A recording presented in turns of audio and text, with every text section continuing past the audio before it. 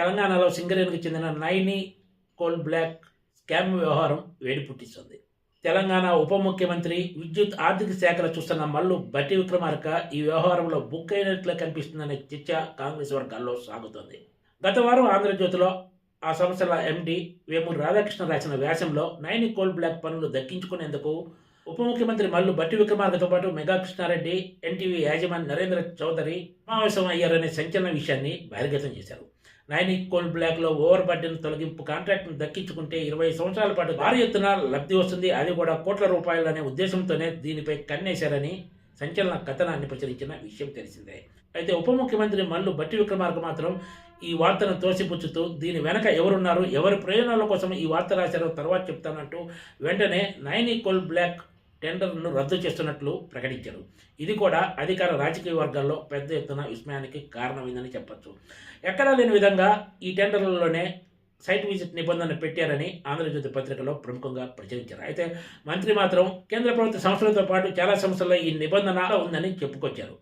నిజంగా మల్లు భట్టి విక్రమార్క చెప్పింది నిజమైతే నైని కోల్ బ్లాక్ దక్కించుకునేందుకు పోటీలో ఉన్న సంస్థలన్నిటికీ ఎవరైతే ఈ కోల్ బ్లాక్ను సందర్శించారో వాళ్ళందరికీ సైట్ విజిట్ సర్టిఫికేషన్ ఇచ్చేసి టెండర్లో కొనసాగించి ఉంటే పెద్దగా ఎవరికి ఎలాంటి అభ్యంతరం ఉండేది కాదు. కానీ అదేమీ చేయకుండా ఈ ఆరోపణలు తోసిపుచ్చుతూ వెంటనే ఈ టెండర్ను రద్దు చేయడంతోనే ఈ వ్యవహారంలో ఏదో జరిగిందన్న అనుమానాలు మాత్రం బలంగా బయటకు వచ్చాయి.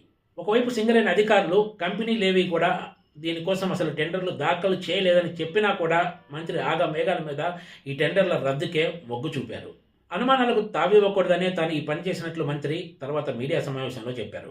గతంలో చెప్పినట్లుగానే ఉప ముఖ్యమంత్రి మల్లు భట్టి విక్రమార్క శనివారం నాడు మీడియా ముందుకు వచ్చేసి మరోసారి ఆంధ్రజ్యోతి మీద ఆ సంస్థల ఎండి రాధాకృష్ణ పైన తీవ్ర ఆరోపణ చేశారు. ఎవరి కళ్ళల్లో ఆనందం చూడటం కోసమో ఈ వార్త రాశారు తప్ప ఇందులో ఏమాత్రం నిజం లేదని, ఈ వార్తను ఉపసంహరించుకొని తప్పును సరిదిద్దుకుంటారని ఆశిస్తున్నట్లు చెప్పుకొచ్చారు.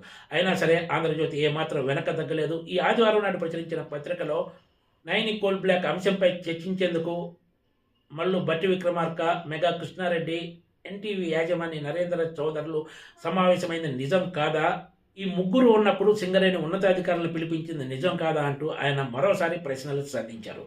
దీంతో తెలంగాణ ఉప ముఖ్యమంత్రి మల్లు భట్టి విక్రమార్క ఎన్ని మాటలు చెప్పినా కూడా ఈ విషయంలో ఆంధ్రజ్యోతి ఏమాత్రం వెనక్కు తగ్గలేదని చెప్పొచ్చు. అంతేకాకుండా ఈ విషయాన్ని మరోసారి పునరుద్ఘాటించారు కూడా. మరోవైపు ఇదే అంశంపై బీఆర్ఎస్ శాసనసభాపక్ష ఉపనాయకుడు, మాజీ మంత్రి హరీష్ రావు కూడా పలు కీలక అంశాలను తెర మీదకి తీసుకొచ్చారు. ఎక్కడా కూడా కోల్ బ్లాక్స్లో ఓవర్ బర్డెన్ తొలగింపునకు సంబంధించి సైట్ విజిట్ నిబంధన లేదని ఉప ముఖ్యమంత్రి మల్లు భట్టి విక్రమార్క మసిపూసి మారేడికాయ చేసే ప్రయత్నం చేశారంటూ ఆరోపించారు. కాంగ్రెస్ ప్రభుత్వం వచ్చిన తర్వాతే ఈ సైట్ విజిట్ నిబంధన కొత్తగా తీసుకొచ్చారన్నారు. అంతేకాకుండా ఈ సైట్ విజిట్ చేసిన ప్రముఖ కంపెనీలైన ఎన్సీసీ, మహాలక్ష్మిలు కూడా తమకు సర్టిఫికెట్ ఇవ్వలేదని సింగరేణి అధికారులకు అధికారికంగా మెయిల్ పెట్టారని, కొన్ని కంపెనీలు అయితే ఎవరైతే సర్టిఫికెట్ ఇవ్వాల్సి ఉందో సింగరేణి జీఎం ఆఫీసు ముందు తీసుకొని కూడా ఇదే అంశాన్ని సింగరేణి అధికారులకు ఫిర్యాదు చేసినట్లు హరీష్ రావు వెల్లడించారు. ప్రభుత్వం విచారణకు ఆదేశిస్తే ఈ విషయాలన్నీ తాము బహిర్గతం చేయడానికి కూడా సిద్ధంగా ఉన్నామన్నారు. ఈ మొత్తం వ్యవహారాలన్నీ చూస్తుంటే నైని కోల్ బ్లాక్ వ్యవహారంలో ఉప ముఖ్యమంత్రి మల్లు భట్టి విక్రమార్క బుక్ అయినట్లు కనిపిస్తుందనే చర్చ కాంగ్రెస్ పార్టీ నాయకులతో పాటు అధికార వర్గాల్లో కూడా సాగుతోంది. ఆంధ్రజ్యోతి యాజమాన్యాన్ని తప్పు ఒప్పుకోవాలని డిమాండ్ చేసిన మల్లు భట్టి విక్రమార్క రాబోయే రోజుల్లో ఎలాంటి కార్యాచరణతో ముందుకు వెళ్తారనేది కూడా ఇప్పుడు అందరిలో ఆసక్తి రేపుతున్న అంశమనే చెప్పొచ్చు.